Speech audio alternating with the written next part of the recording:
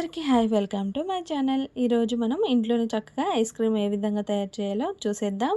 ఎలాంటి food colours వాడకుండా ఇంట్లోనే చక్కగా ఐస్ క్రీమ్ తయారు చేసుకుందాం. దీనికోసం మనం ఒక స్పూను కార్న్‌ఫ్లోర్ తీసుకుందాం. వాటర్లో కలిపి పక్కకు పెట్టేసుకుందాం. పాలు చిక్కగా అయ్యేంత వరకు మరిగించుకొని అందులో 2 స్పూన్ల వరకు సన్న సేమియా ఫ్రై చేసుకొని యాడ్ చేసుకుందాం. అదేవిధంగా ఇలాచీ పౌడర్ కూడా యాడ్ చేసుకుందాం. అంతా కూడా కలిసిపోయే విధంగా ఒక 2 మినిట్స్ వరకు కలిపి మరిగించుకుందాం. తర్వాత అందులోకి 2 స్పూన్ల వరకు మిల్క్ పౌడర్ కూడా యాడ్ చేసుకుందాం. మిల్క్ పౌడర్ కూడా యాడ్ చేసిన తర్వాత ఒక 2 మినిట్స్ వరకు మరిగించుకోవాలి. తర్వాత అందులోకి ఒక 4 స్పూన్ వరకు షుగర్ యాడ్ చేసుకుందాం.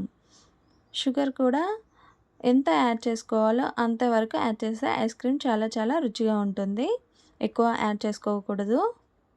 ఇప్పుడు మనం కలిపి పెట్టేసుకున్న కార్న్‌ఫ్లోర్ అంతా కూడా యాడ్ చేసుకోవాలి. తర్వాత స్టవ్ ఆఫ్ చేసుకొని అలా పెట్టేసుకొని 2 మినిట్స్ చల్లార్చుకోవాలి. ఇలా చిన్న చిన్న బౌల్స్ తీసుకొని అందులోకి షిఫ్ట్ చేసుకొని మనం డీప్ ఫ్రిడ్జ్‌లో పెట్టేసుకున్నామంటే ఐస్ క్రీమ్ 7 అవర్స్ వరకు మనం డీప్ ఫ్రిడ్జ్‌లోనే పెట్టేసుకోవాలి. మనకు క్రీమీగా ఉండే ఈ ఐస్ క్రీమ్ రెడీ అయిపోతుంది. చాలా టేస్ట్‌గా ఉంటుంది. తింటుంటే చాలా క్రీమీగా సాఫ్ట్‌గా మనం ఎంజాయ్ చేయొచ్చు. ఇంట్లోనే చాలా టేస్టీగా ఉంటుంది. అందరూ కూడా రెడీ చేసుకొని టేస్ట్ ఎలా ఉందో చెప్పండి.